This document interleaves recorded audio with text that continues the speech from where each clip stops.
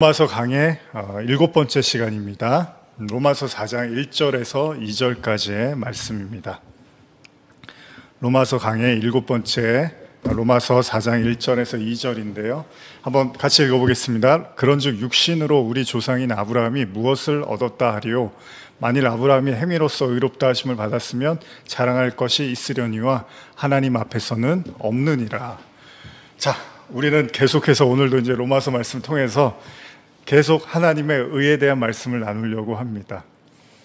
지난주에도 제가 계속 같은 질문 아닌 질문을 던졌지만 왜 이렇게 바울이 의에 대한 얘기를 이렇게 집요하게 하는가, 이런 이야기에 대해서 나누는데 오늘도 아마 그 이야기들은 계속 되어지는 것 같습니다. 그러나 우리가 같은 이야기를 하는 것 같지만 또 그 속에서 분명히 다른 이야기들이 있거든요. 그러니까 여러분들이 예전에 이제 공부할 때 학교에서요, 공부할 때 이거 공부해서 이거 뭐하나 이런 생각들 참 많이 들잖아요. 근데 물론 학교에서의 공부가 이제 학교 졸업하고 나서는 사실은 그렇게 많이 이렇게 활용을 꼭 하는 건 아니잖아요. 특히 이제 수학 같은 거 굉장히 어려운데 정말 우스개로 산수만 해도 사는데 지장 없다고 이런 이야기들을 이제 사람들이 하는데, 그렇죠. 실제로 그렇게 어렵게 머리 싸매고 공부했는데 막상 어른이 돼 보니까 그 수학 배웠던 것들이 다 필요한 건 아니에요, 살면서. 물론 그러나 또 어떤 분들에게는 그게 아주 중요하고 필요한 또 영역이기도 하죠. 근데 어쨌든 간에 그러다 보면 항상 공부하다 보면 그런 생각을 하는 거죠. 요즘 아이들도 그러겠지만은 이거 공부해서 뭐해, 이거 알아서 뭐해, 이제 이런 이야기들 많이 하잖아요. 근데 여러분, 이제 오늘 이 로마서 말씀이 그런 생각이 들 수 있어요. 이렇게 계속 의에 대해서 얘기하고 하지만 이거는 여러분, 우리가 그냥 단순히 생활에서 써먹으려고 교양으로 해서 우리가 배우려고 하는 게 아니라 바로 우리의 구원과 직결이 되는 문제죠. 그러니까 알아도 되고 몰라도 되는 그런 거보다는 이거는 정말 우리가 하나님 앞에서 우리의 구원을 점검하고 마치 거울을 들여다보듯이 아주 매우 중요한 내용이라고 생각하시고, 조금 더 우리가 집중하고 끈기 있게, 조금 힘드셔도 오늘도 말씀을 계속 이어나가고자 합니다. 아무쪼록 말씀을 듣는 모든 성도분들에게 그 바울의 로마서의 그 은혜가 더 넘치시기를, 하나님의 은혜가 넘치시기를 간절히 축복합니다. 자, 그러면 지난 6주에 걸쳐서 그 의에 대해서 여러 가지 관점에 대한 말씀을 나눴는데, 그것은 아마도 바울이 로마서를 쓰면서 처음 우리에게 말했던 복음이 하나님의 능력이다, 이런 관점에서 어쩌면 그 복음에 나타난 하나님의 의, 그러니까 그냥 의가 아닙니다. 제가 처음에도 말씀드렸지만은 하나님 의로우시지, 그거 모르는 사람이 어디 있어, 그거 다 믿지, 이런 게 중요한 게 아니라 바울은 지금 그 하나님의 의를 우리 마음대로 생각을 하니까 그게 아니다, 복음에 나타나 있는 하나님의 의가 있다, 그리고 그걸 깨달을 때 비로소 그게 진짜 우리에게 구원이 되는 거고, 그걸 우리가 믿음으로 가질 때 그게 구원의 능력이 되는 거다라고 바울이 이렇게 집요하게 설명을 하고 있다는 겁니다. 우리도 지난 로마서 강해를 통해서 의와 그리고 인간의 불의에 대한 내용들을 어쩌면 집요하게 그래서 나눌 수밖에 없었는지도 모르겠습니다. 아마도 그런 설교를 들을 때마다 어떤 경우에는 제가 앞서도 말씀드렸지만은 이런 생각을 할 수도 있을 거예요. 보통 기독교라는 게 우리가 예수님 믿으면 의로워진다고, 그럼 그것으로 된 것이지 뭐가 이렇게 복잡한 이야기를 할까라는 의구심을 가질 수도 있다는 겁니다. 오늘의 본문인 로마서 4장도요, 어김없이 또다시 행위냐 믿음이냐라는 내용으로 그 의에 대해서 다루고 있습니다. 그렇습니다. 예수님을 믿으면 의로워진다는 사실은 맞는 거죠. 그리고 그것이 복음의 핵심임에는 틀림이 없습니다. 그렇다면 바울의 이런 복잡한 이야기가 별로 소용이 없어 보일 수도 있습니다. 근데 한번 뒤집어서 생각해 보면 여러분, 이게 중요한 거죠. 어쩌면 우리가 그렇게 단순하게 여기는 예수를 믿으면 의로워진다는 말을 혹시 제대로 모르고 있는 건 아닐까? 아니면 그 말을 알고 있다고 하지만 혹시 다른 방향으로 가고 있는 건 아닐까라는 의문을 가질 필요가 있다는 겁니다. 그러니까 성도들이요, 말로는 예수를 믿으면 구원받지 착한 행실로 구원받는 건 아니지라고 말은 하고 있지만 실제로 그렇지 않을 수도 있다는 겁니다. 그것이 아니면 뭐하러 바울이 이렇게 열을 내면서까지 로마서를 기록했겠냐는 겁니다. 예를 들면 할례에 대한 논쟁을 다루고 있는 갈라디아서를 보면요, 바울이 이런 표현을 쓰는데 갈라디아서 3장 2절에서 3장 6절입니다.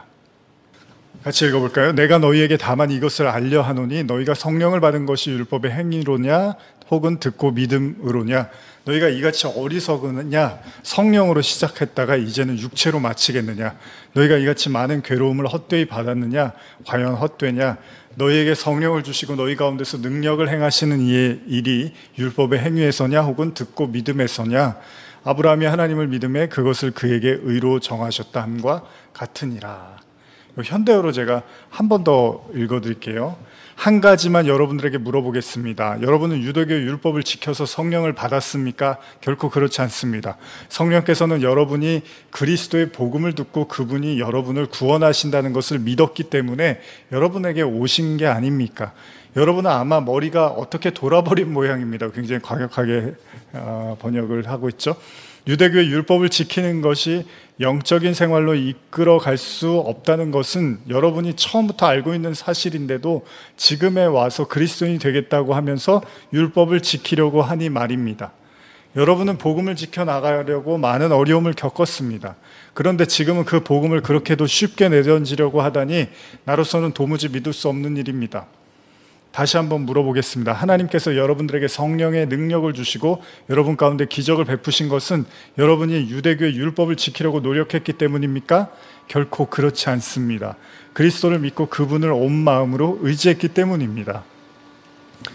이 현대어 번역은 좀 더 어떻게 보면 좀 좀 이렇게 과격하다고 해야 되나요? 아주 엄하다, 엄격하게 말을 하고 있죠. 참 이상하지 않습니까? 바울이요, 왜 이렇게 행위와 믿음에 대한 이런 이야기를 이렇게 집착하느냐. 지난주에도 제가 여러 번 말씀드렸지만은, 만일 바울의 이런 말들이 무의미한 것들이 아니라면 지금까지 우리가 나누었던 행위와 믿음에 대한 바울의 이야기를 좀 더 진지하게 생각해 볼 필요가 있다는 겁니다. 우리가 계속 이 얘기를 지금 듣고 있잖아요. 근데 바울은 또 계속 그 얘기를 쓰고 있어요. 그러면 이 정도면 이제 됐지라고 하지만 또 그 얘기가 나온다면 이제 또 우리는 생각을 해봐야 될 필요가 있다는 겁니다. 우리가 흔히 이중적인 사람들을 지칭할 때 겉과 속이 다르다 이렇게 말을 하고, 겉모습 그리고 속은 전혀 다르다 이런 이야기를 하잖아요. 그러니까 바울은 이런 집착스러울 정도로의 그 행위와 믿음에 대한 얘기를 반복하는 것이, 우리가 지난주에도 그랬지만 겉으로는 신앙은 행위가 아니고 믿음이라고 이야기하는 것처럼 보이지만 속으로는 그렇게 생각 안 할 수도 있다는 겁니다. 그러니까 비슷한 말인 것처럼 말과 행동이 틀리다는 것도 그런 거잖아요. 실제로는 믿음을 강조하지만 실제 마음으로는 행위를 더 의지할 수 있다는 거잖아요. 근데 그게 그렇게 뭐가 잘못된 겁니까? 우리가 예수님을 믿는 상태에서 어느 정도 행위를 의지했다면 그게 뭐 그리 대단한 잘못이라고 바울이 이렇게 집요하게 이 부분을 거론하고 있냐는 거예요. 그러니까 바울의 생각은 그리 간단하지 않아 보입니다. 바울이 이토록 율법적 행위와 믿음을 강조하는 이유에 대해서 바울은 우리에게 이렇게 말하고 있는데, 이것도 한번 읽어볼까요? 갈라디아서 5장 2절에서 4절입니다. 보라, 나 바울은 너희에게 말하노니 너희가 만일 할례를 받으면 그리스도께서 너희에게 아무 유익이 없으리라. 내가 할례를 받는 각 사람에게 다시 증언하노니 그는 율법 전체를 행할 의무를 가진 자라. 율법 안에서 의롭다함을 얻으려는 너희는 그리스도에게서 끊어지고 은혜에서 떨어진 자로다. 사실 지금 읽은 갈라디아서의 본문은 오늘 읽게 된 로마서 4장에도 등장하는 내용인데요. 어쨌든 간에 지금 바울이 굉장히 단호하게 말합니다. 뭡니까? 율법으로 이루어지려고 하는 사람들은 그리스도와 관계없는 끊어진 사람들이라는 거예요. 그 은혜에서 완전히 떨어진 자라고까지 이야기를 하잖아요. 이쯤 되면 왜 그렇게 바울이 율법과 믿음에 대해서 이렇게 집착을 하고 있는지를 우리가 알 수 있는 거예요. 그러니까 당시 사람들은 그렇게, 아니 내가 예수님 믿고 유대인으로서 또 그 율법들을 좀 의존하는 게 뭐가 그렇게 잘못됐냐라고 당시 사람들이 생각했을 거 아니에요. 근데 바울은 그게 아니었던 거예요. 너희들이 그렇게 해버리면 너희는 사실은 그리스도로부터 끊어진 거야 라고 이야기를 하고 있다는 겁니다. 성도가 율법을 의지하며 그 속에서 의로움을 찾으려고 할 때 그런 자는 구원과 무관한 자라는 겁니다. 이건 아주 심각한 얘기라는 거예요. 그리고 더 중요한 건요, 많은 사람들이 다 아는 이야기라고 생각할 정도로 겉으로는 믿음을 의지하는 것처럼 보이지만 결국 바울이 봤을 때는 그 내면에는 여전히 율법을 의지하는, 그러니까 자신의 행위를 의지해서 구원을 받으려고 한다는 거예요. 바울이 봤을 때는 그렇게 보였다는 거예요. 그러니까 바울이 이렇게 심각하게 말하는 이유는 뭡니까? 결국 사람들이 진짜 믿음으로 구원받는다는 말의 의미를 제대로 알지 못한 채 신앙생활을 하고 있었기 때문인 거죠. 그러니까 바울의 눈에는 그렇게 보였던 거예요. 근데 사람들은 그걸 그렇게 심각하게 생각 안 했던 거죠. 여러분도 그렇잖아요. 누구는 굉장히 심각하게 말을 하는 건데 어떤 사람은 그걸 그렇게 대수롭게 여기지 않는 사람들이 있는 거죠. 바울의 눈에는 당시에 많은 성도라고 불려지는 사람들의 모습 속에서 그들이 믿음이 아니라 여전히 율법적 행위를 의존하는 걸 보면서 바울은 이게 하나님과 끊어진 무관한 자라고 이야기를 하고 있다는 겁니다. 로마서 4장 3절에서 5절 보시면요, 같이 읽어볼까요? 성경이 무엇을 말하느냐? 아브라함이 하나님을 믿음에 그것이 그에게 의로 여겨진 바 되었느니라. 일하는 자에게 그 삭시 은혜로 여겨지지 아니하고 보수로 여겨지거니와 일을 아니할지라도 경건하지 아니한 자를 의롭다 하시는 이를 믿는 자에게는 그의 믿음을 의로 여기시나니. 계속된 말씀을 통해서 바울은 우리에게 말을 하는데요, 아브라함의 이야기를 통해서 아브라함이 의롭다 칭함을 받게 된 것은 그가 하나님을 믿음으로 말미암음이라고 강조하고 있습니다. 몇 번을 지금 얘기를 하고 있는지 몰라요, 그죠? 의로움은 믿음으로 말미암다. 이걸 지금 바울이 몇 번을 얘기하는지를 모르겠어요. 그렇습니다. 믿음의 조상 아브라함은 창세기 15장에서 하나님께서 자신에게 많은 후손을 허락하실 것에 대한 언약을 말씀하시자 이걸 믿었죠. 그런데 진짜 믿었나요? 사실 솔직히 여러분과 제가 창세기도 나눴지만 얼마 전에 그렇게 믿었다고 해놓고 아브라함의 행동들을 보면 계속 흔들리는 모습들을 많이 봤죠. 근데 어쨌든 간에 아브라함이 하나님을 믿었습니다. 그리고 성경은 그걸 의라고 합니다. 자, 그리고 오늘의 본문에서 바울은 그런 아브라함의 믿음을 이렇게 말하는데요, 이거 제가 현대어로 로마서 4장 4절만 읽어드리겠습니다. 그러니 아브라함이 하늘나라에 들어갈 자격을 얻은 것은 그가 선한 일을 했기 때문이 아닙니다. 구원은 값없이 주는 선물입니다. 만일 선한 일을 해야 구원을 받는다고 한다면 어떻게 구원을 값없이 주는 선물이라고 할 수 있겠습니까? 자기가 일한 대가로 얻으려고 하는 사람에게는 구원은 주어지지 않습니다. 비록 죄인일지라도 하나님의 진노로부터 자기들 구원하여 주실 분은 오직 그리스도이신 뿐임을 믿을 때 하나님께서는 그들을 올바른 사람으로 인정해 주십니다. 또다시 바울은 이토록 구원이 우리의 행위와 노력이 아니라 오로지 값없이 주시는 하나님의 은혜와 선물임을 강조를 하고 있습니다. 그렇습니다. 아마도 로마서 1장을 시작하면서 지금까지 내내 바울이 하는 얘기는 이게 다예요. 그죠? 이 얘기를 계속 이렇게도 하고 저렇게도 하고 또 저렇게도 하고 계속 반복을 합니다. 어쩌면 너무 많이 들어서 토가 나올 지경일 수도 있겠습니다. 근데 왜 이렇게 바울은 또 하고 또 하고 또 하는가? 우리 지난주에도 제가 지금 이 설교하면서 지금 지난주 설교하고 이번 주 설교가 구분이 안 갈 수도 있을 것 같아요. 그만큼 그 얘기가 그 얘기 같잖아요. 어린 시절에 어머니께서 일하러 나가실 때면 이제 누님하고 저하고 이렇게 남아 있었는데, 이제 나가실 때 이렇게 과자 사 먹으라고 동전을 하나씩 주셨어요. 그러면서 이제 꼭 하시는 말씀이 뭐냐면 가스불 잘 확인하고 밖에 나갈 때 문 단속하라고. 거의 이제 매일 들었던 이야기죠. 뭐 저만 그렇게 했습니까? 뭐 많은 분들이 다 그러셨겠죠. 근데 진짜로 이제 그리고 조심해야 되는데 또 꼭 어렸을 때 아마 그런 기억들이 있으실 거예요.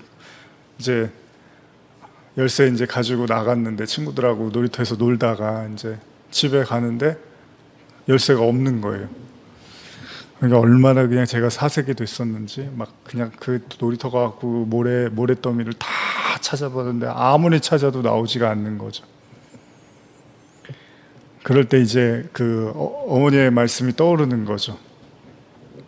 아이고, 저기 문단속 잘하고 열쇠 잘 가지고 있으라고 했는데 그냥 노는데 정신이 팔려갖고 이제 뭐 흘린 거잖아요. 뭐 이렇게 철봉 같은 거 하다가 아니면 그네 같은 거 타다가 이제 떨어뜨린 거잖아요. 참 그렇게 귀에 못이 박히도록 들었던 말이지만 또 어느 순간에 잊어버리고 또 이렇게 실수를 하게 되죠.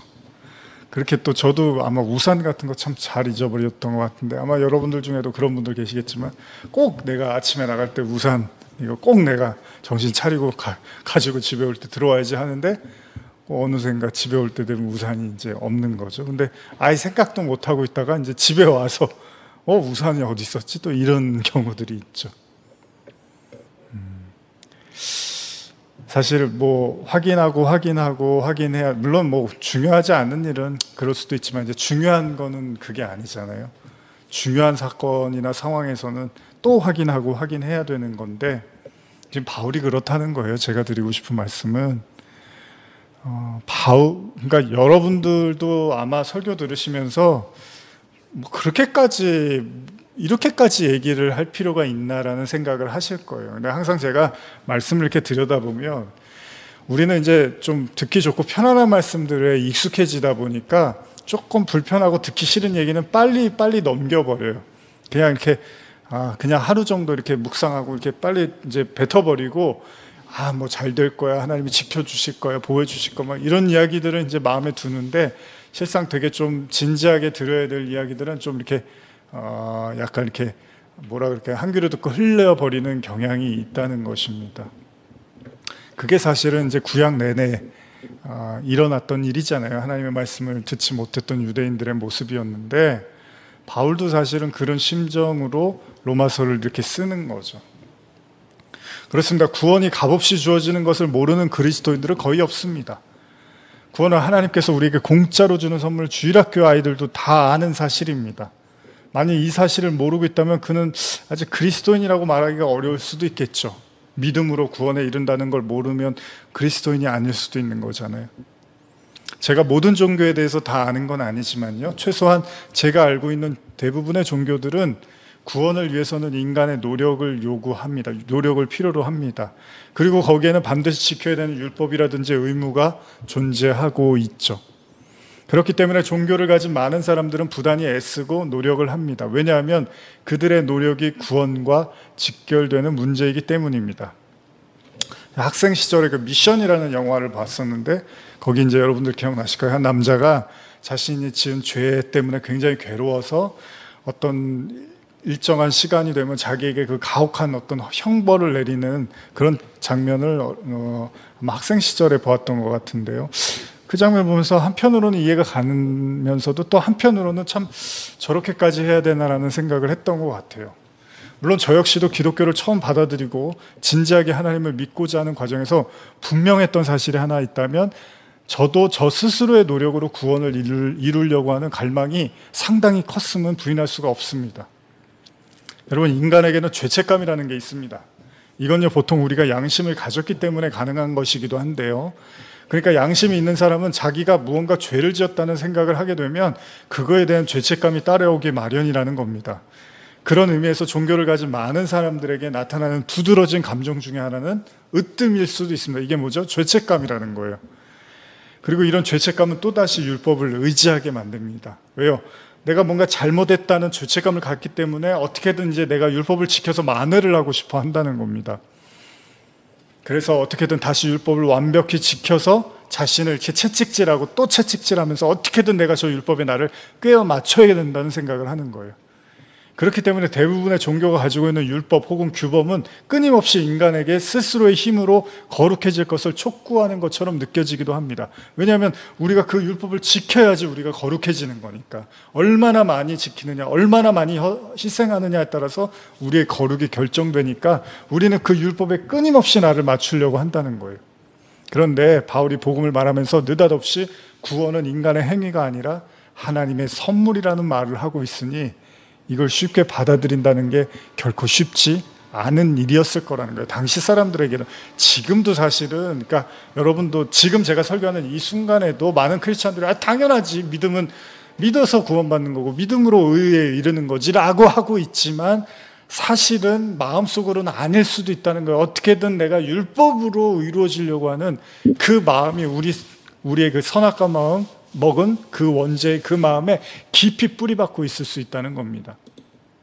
그러니까 여러분들은 정말 이 말 뜻을 정확히 알고 계시는가? 어떻게 인간의 행위가 아니고서 구원이 가능하냐는 거예요. 인간의 노력과 행위를 통해서 구원을 받아야 되는 게 보편적인 진리인데, 오로지 구원은 믿음으로 말미암아 된다는 거, 그게 도대체 가능한 이야기인가? 그리고 이런 이야기로 우리가 뭔가 헤매고 있을 때 우리는 야고보서의 말씀을 떠올리면 더 헷갈립니다. 뭐죠? 잘 아시는 야고보서 2장 17절이죠. 같이 읽어볼까요? 이와 같이 행함이 없는 믿음은 그 자체가 죽은 것이라. 종교개혁을 일으켰던 마르틴 루터는요, 로마서에 대한 사랑이 남달랐습니다. 왜냐하면 그 가르침으로 말미암아 종교개혁이라는 엄청난 결과를 가지고 왔기 때문입니다. 물론 루터 역시도 바울의 오직 믿음으로 구원받는다는 이 로마서의 말씀에 영향을 받았던 거죠. 그런 루터에게 느닷없이 행위를 강조하는 야고보서는 좀 불편한 책이었을지도 모릅니다. 그렇기 때문에 루터는 야고보서는 지푸라기 책 혹은 가장 낮은 서신으로 치부해버리기도 했습니다.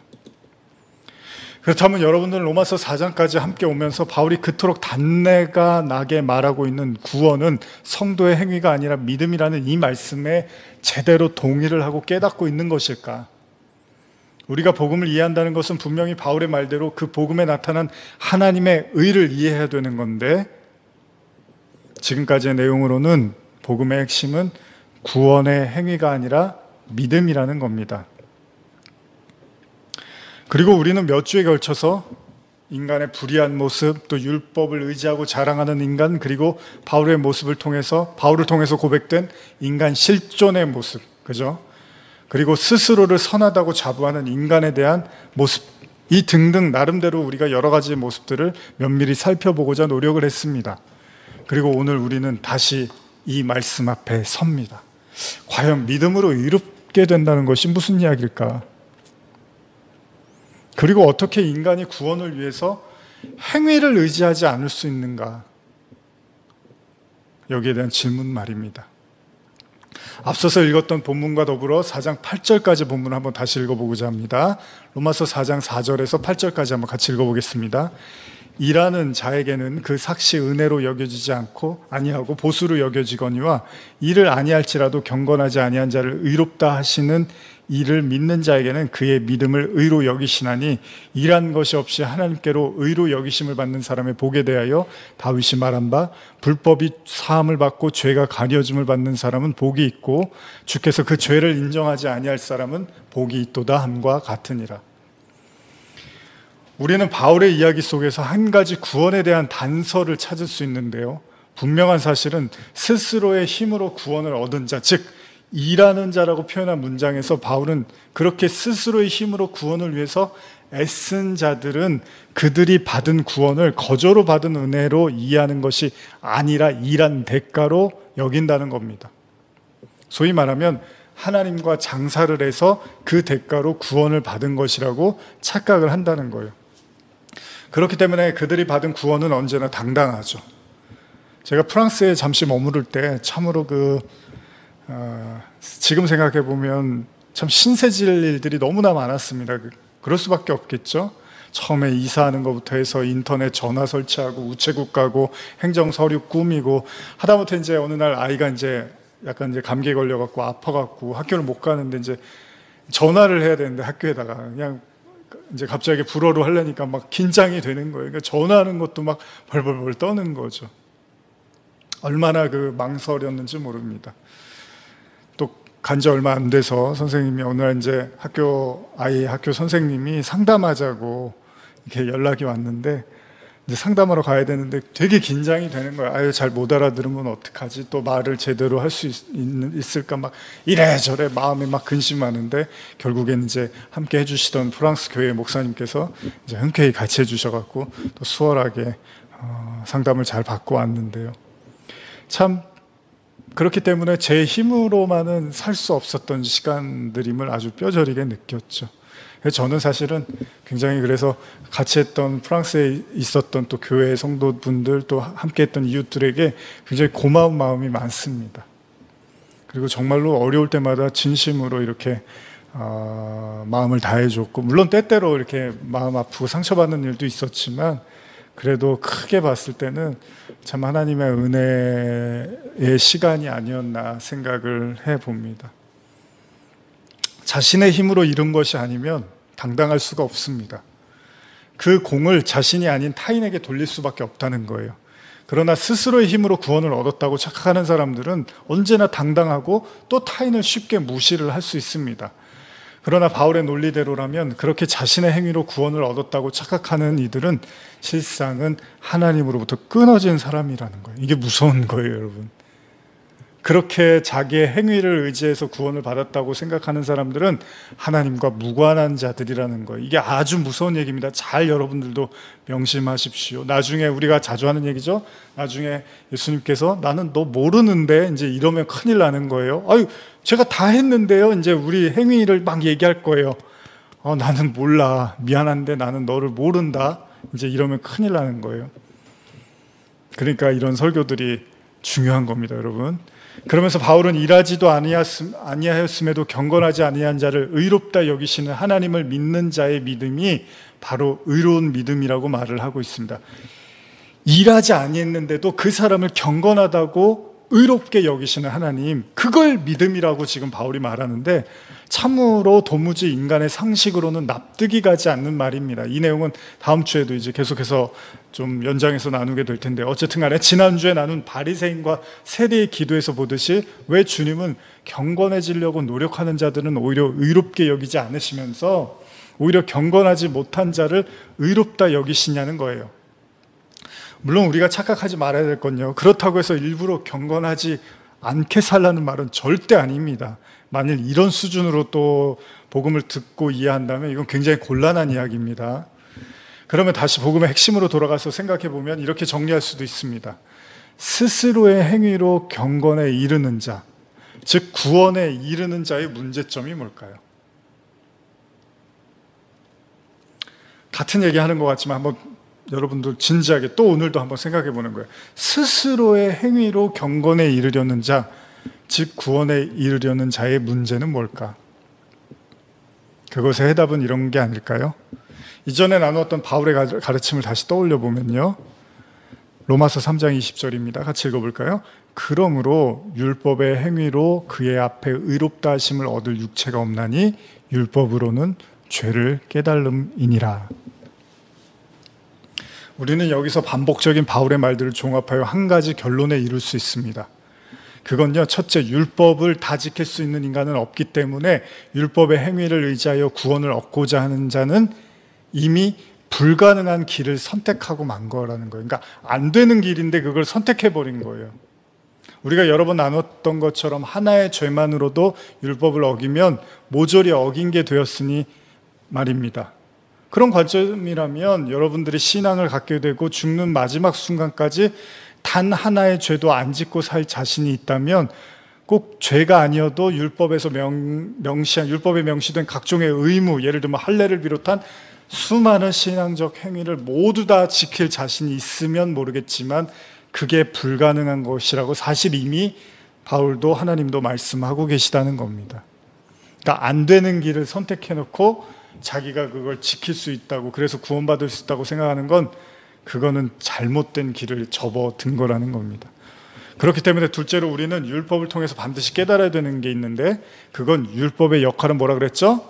다 지켜서 성화에 이르는 것이 아니라 그 어떤 인간도 절대로 못 지키기 때문에 그 율법이라는 거울을 들이대는 순간에 아무리 잘나고 대단하고 똑똑하고 훌륭하고 선해 보이는 사람들도 한순간에 죽을 수밖에 없는 죄인이라는 사실을 율법이 폭로해 준다라는 겁니다. 그러니까 성도는 율법을 제대로 인식하려면 그걸 통해서 내가 죄인이라는 사실을 깨달으라고 주신 거라는 거예요. 이게 바울의 이야기입니다.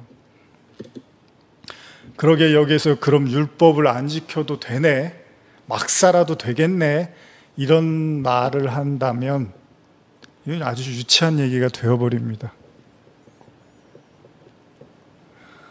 율법 무시해도 되고 율법 안 지켜도 되고 내 마음대로 해도 되고 그 얘기를 하는 게 아니고요. 핵심은 율법으로 구원에 이를 수는 없다는 거예요. 그리고 율법의 완성이 이웃사랑인데, 아니 진짜로 하나님의 사랑과 은혜와 그 값없이 주는 은혜를 깨달은 사람이 율법이 이웃사랑을 얘기하니까 그럼 이웃사랑을 안 하겠습니까? 아, 이웃사랑 안 해도 되지, 뭐 율법 안 지켜도 된다는데. 아니, 율법의 완성이 사랑인데 사랑을 안 해도 돼요? 그게 아니란 말이죠. 근데 그걸 이러는 거를 단편적으로 율법 안 지켜도 되네? 예배 안 드려도 되는 거였어? 하나님을 위해서 뭐 이렇게 막 봉사와 열심과 희생 이런 거 안 해도 되는 거네? 그러니까 그런 게 율법을 안 지켜도 되고 무시해도 되고 그런 차원의 이야기가 아니라요. 율법의 완성이 사랑이니까 그 사랑을 진짜 율법을 통해서 깨달으라는 거였잖아요.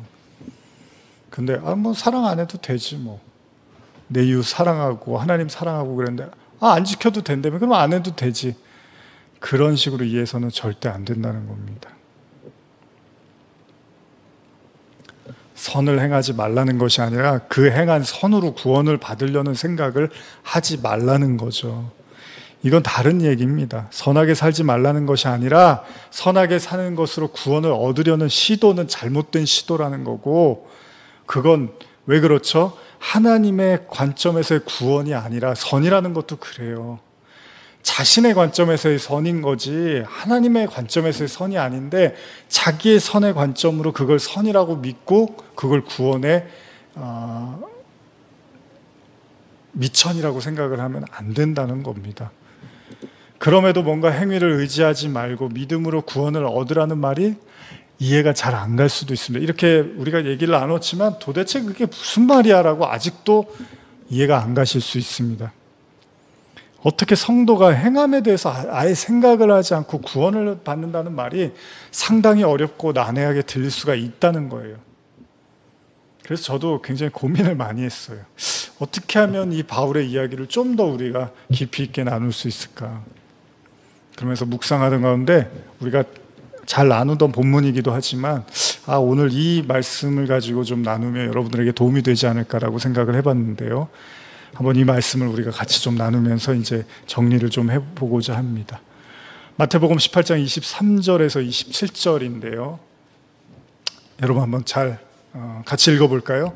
그러므로 천국은 그 종들과 결산하려 하던 어떤 임금과 같으니 결산할 때에 10,000달란트 빚진 자 하나를 데려오매 갚을 것이 없는지라 주인이 명하여 그 몸과 아내와 자식들과 모든 소유를 다 팔아 갚게 하라 하니 그 종이 엎드려 절하며 이르되 내게 참으소서 다 갚으리이다 하거늘 그 종의 주인이 불쌍히 여겨 놓아 보내며 그 빚을 탕감하여 주었더니. 여러분 아시는 얘기죠? 예수님이 천국에 대한 비유를, 하나의 비유를 드시죠? 그게 뭐죠? 우리가 잘 알고 있는 10,000달란트 빚진 자, 그 사람에 대한 이야기입니다.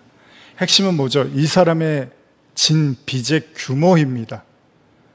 여기서 1달란트, 한 달란트는 6,000 드라크마라고 하는데 6,000 드라크마인데 한 드라크마가 쉽게 말하면 당시 노동자의 하루의 품삯이었습니다. 그러니까 한 달란트는 6,000 드라크마니까 노동자의 6,000일의 품삯이니까 거의 16년을 매일같이 일해야지 한 달란트를 벌을 수 있다는 이야기예요. 다시 말씀드릴게요. 한 달란트는 6,000 드라크마입니다. 그리고 한 드라크마는 하루의 품삯, 노동자 하루의 품삯이니까 한 달란트를 벌려면 6,000일의 노동을 통해서 품삯을 받아야 돼요. 그 6,000일을 따져보면 16년을 매일같이 일해야 되는 거예요. 쉬는 날 없이. 그런데 문제는 한 달란트를 빚진 게 아니라 10,000달란트를 빚졌으니까 16년 곱하기 만이니까 16만 년을 일해야지 갚을 수 있는 돈을 빚진 사람에 대한 이야기를 예수님이 하고 계십니다. 거의 몇 조 원에 이르는 엄청난 돈이죠. 개인이 갚을 수 있는 돈이 아니에요. 그런 그가 도무지 갚을 능력이 안 되자 주인에게 뭐라고 하냐? 자기의 몸과 아내와 자식 그리고 모든 소유를 팔아서 이제 갚으라고 주인이 말을 하고 어떻게 해요? 종은 눈물을 흘리면서 어떻게든 갚아보겠다고 말을 합니다. 그런데 여기서 주인이 갑자기 그를 불쌍히 여기고 모든 빚을 탕감을 해주죠. 여기서 가장 중요한 내용은 뭘까요? 애초에 종이 빚진 돈은 갚을 수 있는 규모가 아닙니다. 여러분 16만 년을 일해야지 갚을 수 있는 돈이에요.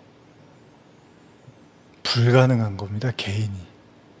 물론 뭐 요즘은 뭐 몇 주 원씩 가진 사람들도 있으니까 그 정도 뭐 이런 사람도 있을 수 있겠지만 성경에서 말하고 싶은 거는 이건 불가능한 거라는 거예요. 이 빚을 갚을 수 있는 사람은 없다는 얘기를 예수님은 하고 싶으셨던 거죠.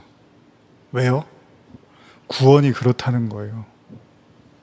하나님의 말씀, 하나님이 말씀하시기는 인간의 구원은 인간이 어떻게 노력해서 갚을 수 있는, 그래서 얻을 수 있는 그런 규모가 아니라는 거예요. 예를 들어서 16만 년을 일해서 갚을 수 있는 빚을 인간이 삶이 길어야 얼마입니까? 100년인데 자, 100년을 일해 놓고서 제가 16만 년까지는 안 돼도 100년 일한 거는 어떻게 해볼게요? 100년은 어떻게 일해서 갚아볼게요? 라고 하면 하나님이 아이고 대견하다, 아이고 네가 참 성실하구나, 그런 게 아니라 인간은, 하나님 보신 인간은 그 100년 일해갖고 그거 갚고 나서 난 100년 갚았어. 나는 16만 년 그건 내가 못했지만 난 100년은 갚았어. 내가 최선을 다해서 100년은 갚았어 라고 이렇게 자기의 행위를 뽐내게 돼 있다는 거예요. 그리고 그렇게 자기가 한 그 16만 년 엄청난 1만 달란트 거기에 대한 생각은 하지 않고 자기가 일한 갚은 만큼 그 크기를 계속해서 뽐낸다면 하나님은 그 사람은 구원을 잘 모르는 사람이라는 거예요. 자기가 갚아서 구원을 받았다고 생각하는 사람은 애초에 그 사람은 구원과 무관한 사람이라는 겁니다. 진짜 구원받은 사람은 절대로 갚을 수 없고 살 수 없는 거라는 걸 안다는 거예요. 근데 어설프게 구원을 아는 사람이 자기가 이렇게 노력해서 행위로 해서 애를 쓰고 일을 하면은 그 구원을 얻을 수 있다고 생각을 하는 건 그건 하나님으로부터 끊어진 자라고 이야기를 하는 겁니다.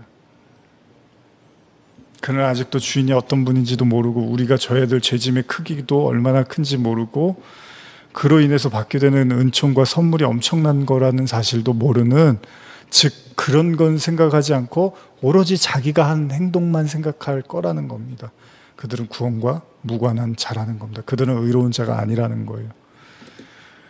그것을 암시라도 하듯이 본문은 이렇게 끝이 납니다. 마태복음 18장 28절에서 34절 한번 읽어볼까요? 그런데 그 종이 나가서 자기에게 100데나리온, 100데나리온은 얼마죠? 노동자 100일의 품삯입니다. 그러니까 뭐 한 6개월치 되는 품삯이에요. 그거 빚진 사람을 만나서 어떻게 하죠? 만나자 멱살을 잡고 당장에 내놓으라고 다그쳤다. 그 사람이 엎드려 조금만 시간의 여유를 달라고 빌었으나 그는 들은 채 하지 않고 그를 끌고 가서 빚진 돈을 다 갚을 때까지 감옥에 가두었다. 다른 종들이 왕에게 가서 이 일을 낱낱이 고해 바쳤다. 그러자 왕은 용서해 주었던 그를 불러서 말하였다. 이 악독하고 뻔뻔한 놈아, 내가 애걸하게 불쌍히 여겨 내가 그 엄청난 빚을 탕감해 주지 않았느냐? 그러니 내가 자비를 베푼 것처럼 너도 남에게 자비를 베풀었어야 할 것이 아니냐? 왕은 몹시 노하여 그를 형리에 보내고 마지막 한 푼까지 다 갚게 하였다.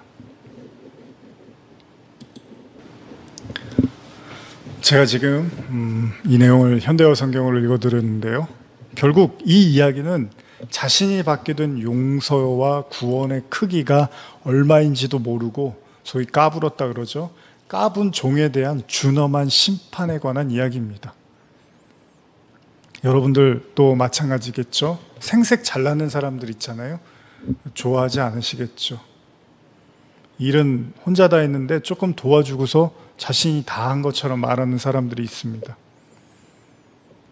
착각하지 말아야 합니다. 하나님께서 인간에게 베푸는 용서와 구원은 감히 인간이 따라잡을 수 있는 수준의 것이 아니라는 거예요. 그런데도 자신의 선한 행동과 그런 어떤 자신의 노력이 하나님의 구원을 결정지었다고 착각하면 큰일 난다는 겁니다. 아마 그런 사람은 옥에 가두고 한 푼도 남김없이 그 빚을 다 갚아야 할지도 모릅니다. 이 얘기는 뭐죠? 그 감옥에서 못 나온다는 얘기예요. 그래서 아까도 제가 말씀드렸지만 그렇게 율법으로 의로워지려고 하는 자들은 이제 그 율법이라는 감옥에서 못 나오는 거예요. 영원히 이제 자기 힘으로 갚으겠다고 자기의 의를 내세워 버리면 그 사람은 구원받을 수 없다는 겁니다. 바로 이것이 그토록 바울이 행위를 의존하고 율법을 의지하는 그리고 자신의 선함을 믿는 자들 향한 간곡한 외침이었고 바울의 애탄인 심정이었습니다. 한 가지 중요한 사실이 뭐죠? 진짜 하나님의 은혜를 받은 사람은 절대 자신의 의를 내세울 수가 없다는 겁니다. 죄인 중에 괴수. 그래서 제가 지난주에도 말씀드렸지만 여기까지 내려가지 않은 사람의 말과 가르침에 지나치게 몰입할 필요가 없습니다. 그 하나님이 베푸신 구원이라는 게 1만 달란트의 사이즈인데 그거는 인간이 어떻게 감당해낼 수 있는 크기가 아닌데 그런 거를 탕감받은 자들이에요, 우리가. 근데 어떻게 거기에 우리의 행동과 우리의 선과 우리의 노력 때문에 하나님이 그 구원을 나에게 줬다고 그런 말을 할 수 있겠냐는 거예요. 그 사람은 아직 구원이 뭔지도 모르는 걸 수도 있다는 거예요. 그렇게 자신의 의를 정당화하고 자신의 행위를 중요시하고 자신의 흠없고 무결함을 강조하는 사람들의 이야기에 너무 귀 기울이실 필요가 없습니다. 최소한 우리가 보고 있는 바울조차도 그렇게는 말 안 하고 있어요. 죄인 중에 괴수라고 말하고 있죠. 여러분, 어떤 인간도 스스로의 노력으로 이제 기독교입니다. 제가 말씀드린 것. 하나님 앞에 선하다는 의롭다는 말을 들을 수 있는 사람은 아무도 없습니다. 이 세상에. 의는 하나님이 그냥 의롭다고 해주시는 거지 스스로의 힘으로 하나님의 마음을 흡족하게 해서 네가 내 마음에 쏙 드는구나, 너 의롭다, 이럴 수 있는 인간은 존재하지가 않습니다. 이 세상에. 그럼에도 불구하고 수많은 사람들이 그 길을 택하고 그 방법을 선택하고 그렇게 해서 의로워지려고 한다는 거예요. 그래서 예수님이 뭐라 그랬어요? 바리새인들 보면서 니들은 이미 니들 상을 다 받았어 그러는 거예요. 그게 뭐냐면 너희들 그거 사람들한테 인정받으려고 보이려고 그러는 거잖아. 너희들 그렇게 막 훌륭하고 착하고 저 사람 대단하고 이런 얘기 들으려고 하는 거잖아. 니들은 받을 상 여기서 다 받았어. 너희한테 줄 상은 없어. 예수님이 말씀을 하시는 거예요. 오늘 말씀을 마무리하면서 여러분들이 받은 구원은 1만 달란트의 구원입니다. 그거는 우리 돈으로 우리의 노력으로 살 수 있는 구원이 애초에 아니라는 걸 반드시 명심하십시오. 그건 오로지 믿음으로만 얻게 되는 구원입니다. 아까 읽은 1만 달란트의 비유의 마지막 구절을 읽으면서 마무리하고 싶습니다. 마태복음 18장 35절입니다. 이 1만 달란트의 비유의 마지막입니다. 너희가 각각 마음으로부터 형제를 용서하지 아니하면 나의 하늘 아버지께서도 너희에게 이와 같이 하시리라. 우리는 계속해서 다음 주에 계속해서 바울의 이 일하지 않고 값없이 경건하다고 일컬음을 받는 자들에 대한 말씀들을 또한 이어나갈 것입니다. 기도하시겠습니다. 하나님 아버지,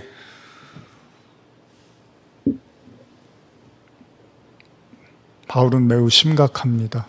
그리고 바울은 매우 진지합니다. 우리도 그렇게 심각하고 진지하게 우리 영혼을 돌아보며 하나님 앞에, 말씀 앞에 우리를 비추며 우리의 구원을 점검하고 과연 내가 믿음으로 의에 이른 자인지 아니면 행위로 의에 이르고자 하는 자인지를 또한 깊이 깨닫게 하여 주시옵소서. 말씀을 듣는 모든 성도들을 축복하며 감사드리며 예수님의 이름으로 기도드립니다. 아멘. 자, 이제 우리 찬양 부르고 마무리하겠습니다.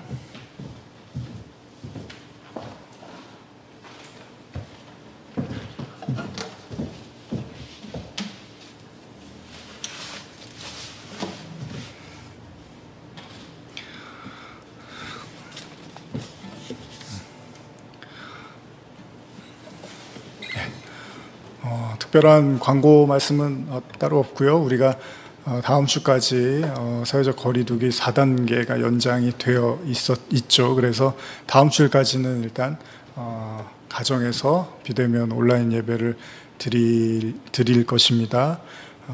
가정에서 예배 드리시더라도 여러분들 똑같이 현장에 있는 것과 같은 마음으로 정말 하나님 앞에 진실함으로 또 신실함으로 나가셔서 큰 은혜의 시간이 되셨으면 좋겠습니다. 앞으로도 사실 우리가 이 코로나라는 이 시간들이 언제 어떻게 이제 마무리될지 모르지만 그러다 보니까 우리가 아무쪼록 모이고 교제하고 같이 예배드리는 시간들이 매우 줄었다는 사실은 부인할 수가 없습니다. 그러나 하나님은 어디에 계시고 또 여러분들이 어디서 부르짖든 간에 하나님이 함께 하신다는 사실을 우리가 믿고 있기 때문에 여러분들이 뭐 온라인으로 예배를 드시든 또 현장에서 예배를 드리든 간에 정말 마음을 다해서 마음을 모아서 말씀을 듣고 기도하시고 그렇게 진지하게 또 이 시간들 잘 견뎌나가시고 이겨나가시기를 바랍니다.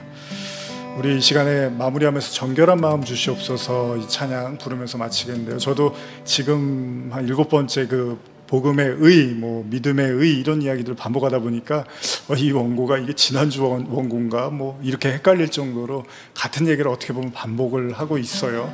그러나 그 속에서 또 여러분들은 차이를 발견하시고 또 그 속에서 은혜를 발견하셨으면 좋겠고요.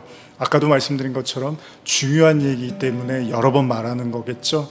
우리가 그 바울의 심정을 우리가 이해하고 정말 하나님의 그 애타는 마음을 우리가 정말 하나님 앞에 돌아오고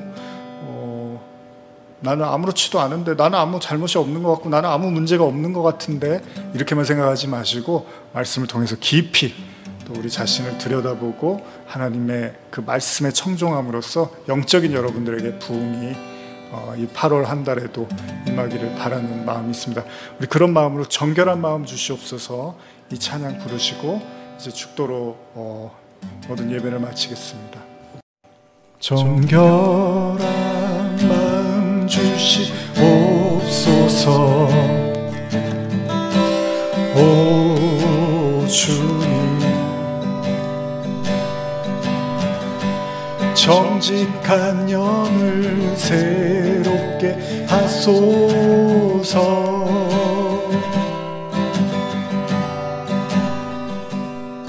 정결한 마음 주시옵소서. 오 주님, 정직한 영을 새롭게 하소서.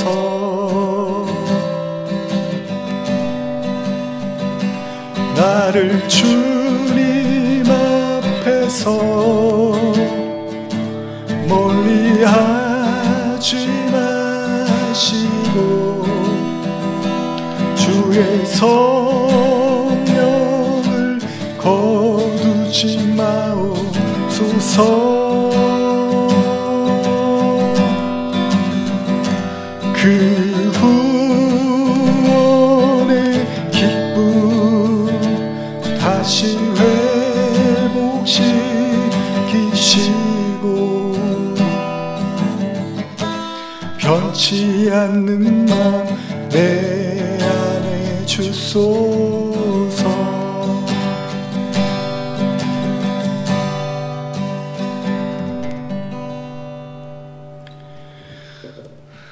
하나님 아버지,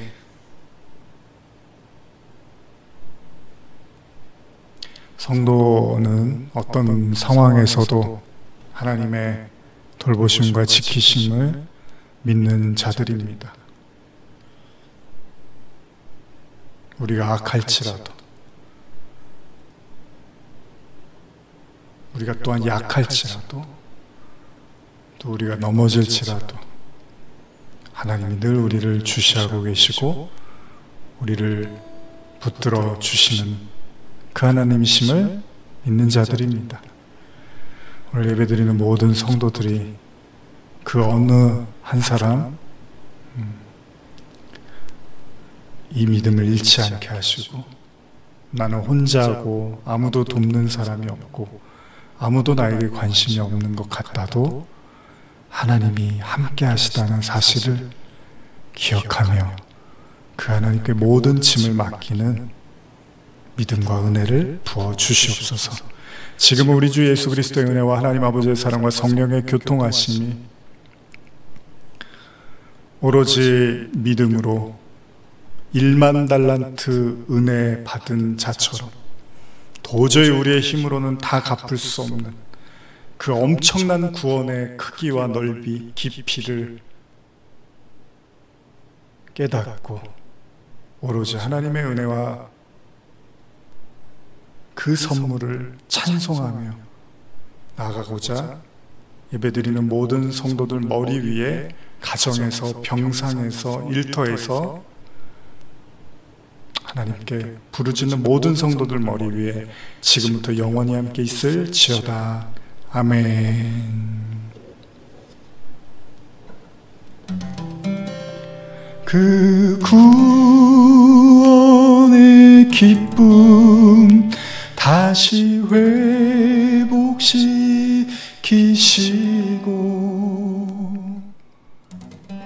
변치 않는 마음 내 안에 주소서.